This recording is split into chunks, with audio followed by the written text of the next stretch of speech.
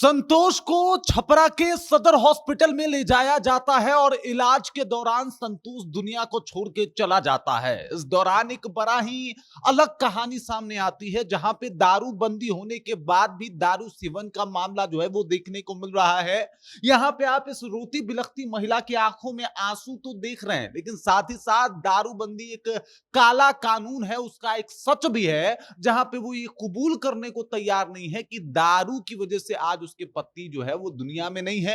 इसके पीछे का कारण है सामाजिक प्रेशर और दबाव। जिस तरीके से नीतीश कुमार ने दारूबंदी किया, उसका एक झलक और परिणाम है। ये पहली बार या पहली दफा नहीं हुआ जब जहरीली शराब पीने की वजह से कोई इंसान दुनिया छोड़ के चला जाए, क्योंकि डॉक्टरों से संतोष ने बताया था कि उसने सुबह दारू पी रखी है और इलाज के दौरान ही संतोष इस दुनिया को छोड़ के चला गया। अब देख लीजिए, संतोष के परिजन जो है वो कह रहे हैं, खास करके उनकी पत्नी जो है लालमुनि देवी, उनका कहना है कि वो सुबह पिए थे, शाम तक तो वो ठीक ही दिखाई दे रहे थे। बाद में धीरे धीरे करके उनकी आंखों की रोशनी चली गई और उसके बाद एकदम से वो दुनिया से ही चले गए। परिणाम जो भी हो, वो इंसान दुनिया में नहीं है। और अगर इसका कारण दारूबंदी है, तो नीतीश जी जाते जाते इस सवाल का जवाब देते जाइएगा कि संतोष आज दुनिया में नहीं है, इसके पीछे का कारण क्या है। क्या आप इसका अपने आप को जिम्मेदार मानते हैं या नहीं मानते, इसका भी जवाब देते जाइएगा। क्योंकि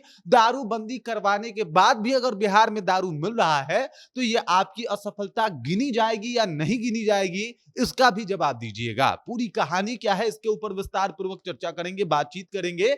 लेकिन उससे पहले मेरा परिचय जान लीजिए। मेरा नाम है रजत और आप जनता जंक्शन देख रहे हैं। आपको बता दूं कि ये रोती बिलखती आपको जो महिला दिखाई दे रही है, इनका नाम है लालमुनि देवी।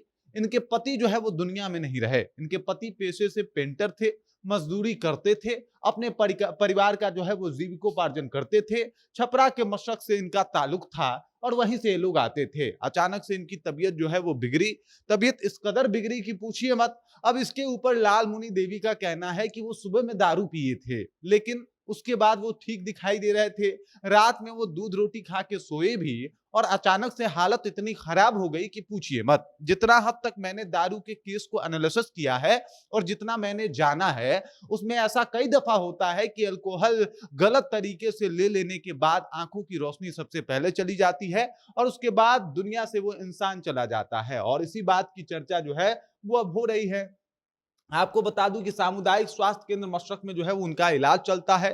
इलाज के दौरान वो इस दुनिया को छोड़ के चले जाते हैं। डॉक्टरों का दावा है कि साहब जो संतोष थे वो इसलिए दुनिया छोड़ के चले गए क्योंकि उन्होंने बता रखा है कि उन्होंने दारू पी रखी है। ये डॉक्टर कह रहे हैं कि भाई वो दारू पी के रखे थे, इस वजह से ये सारी चीजें हैं। वहीं पे पुलिस की अगर बात की जाए तो पुलिस हर एक मामले पे लीपा पोती करती हुई दिखाई दे रही है। वो कह रही है कि ना ना, उनका तबीयत पहले से नासाज था, क्योंकि पत्नी भी तो ऐसी ही बात बोल रही है। इसके अलावा उनके जो है वो अगर देखा जाए तो उनके जो चाचा हैं वो भी इस बात को जो है वो नकार रहे हैं। साहब बात इसकी नहीं है, बात यह है कि जांच होनी चाहिए। बात यह है कि जो अगर इस तरीके से बात को घुमाया और फिराया जा रहा है तो पोस्टमार्टम भी होना चाहिए, क्योंकि तह तक जाना काफी जरूरी है।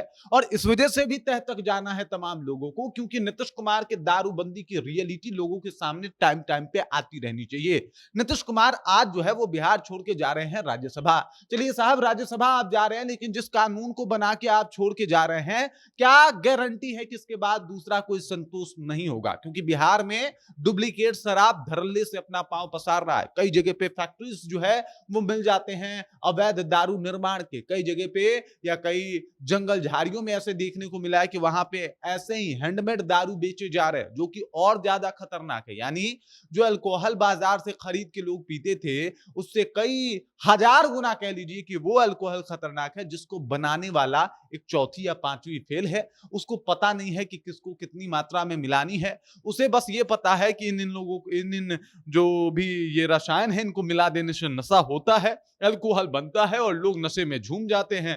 उसको ना प्रमाण का पता है, ना ही पता है कि दारू निर्माण कैसे होता है। और वो व्यक्ति दारू बना रहा है बिहार में बैठ के, वो दारू लोग पी रहे हैं और इसका परिणाम ऐसे देखने को मिलते हैं। इससे पहले ये कोई अजूबा मामला नहीं है साहब, या मैं इस तरीके का कोई नई बात बता रहा कि नई नई बात बता रहा हूं कि बिहार में जहरीली शराब की वजह से कोई दुनिया छोड़ के चला गया, बल्कि आए दिन ऐसी खबरें आती रही हैं बिहार में जहां पे दारू की वजह से लोग दुनिया छोड़ के चले जाते हैं। नीतीश कुमार ने उस वक्त एक बयान दिया था जब छपरा में ही एक बड़ा कांड हुआ था जहां पे तमाम लोग दारू जहरीली शराब की वजह से इस दुनिया को छोड़ के चले गए थे। मसरक का ही वो इलाका था और तब नीतीश कुमार ने कहा था कि अगर कोई दारू पिएगा तो मरेगा नहीं, वो तो खत्म हो गया ही होगा।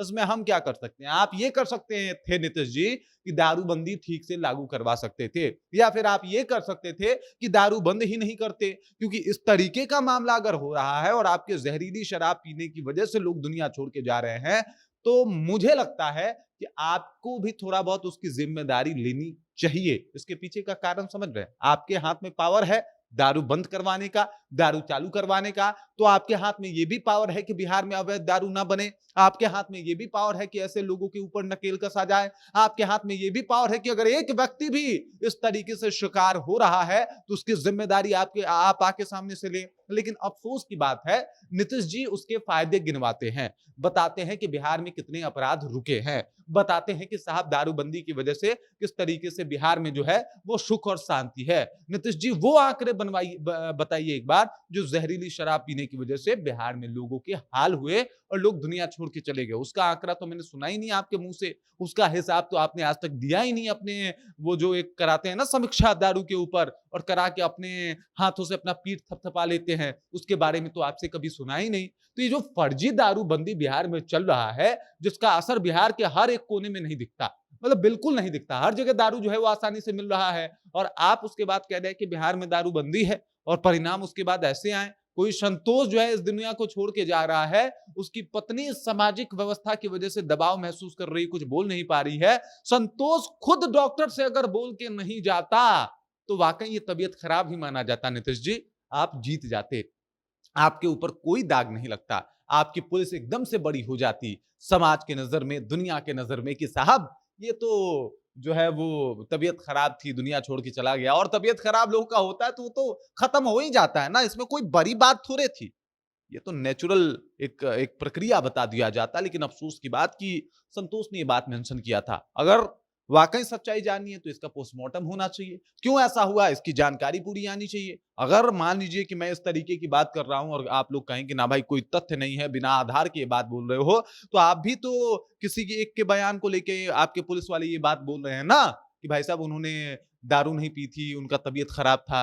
लाल मुनि का ही बयान है कि सुबह दारू पिया था उन्होंने। मैं उस बयान को कोट कर रहा हूं और उसके ऊपर ये बात बोल रहा हूं कि हो सकता है कि ऐसा हो, और अगर ऐसा है तो नीतीश जी आप जाते जाते बिहार को जवाब देके जाइए कि वो तमाम लोग जो जहरीली शराब पीने की वजह से आज इस दुनिया में नहीं है, उसका कारण क्या है और उसका जिम्मेदार कौन है। बाकी इस खबर, इस जानकारी को लेकर आप क्या सोचते हैं, आपके जहन में क्या कुछ चल रहा है, कमेंट कीजिए, अपना विचार हम तक पहुंचा दीजिए। बाकी आप देख रहे हैं जनता जंक्शन और मेरा नाम रजत है।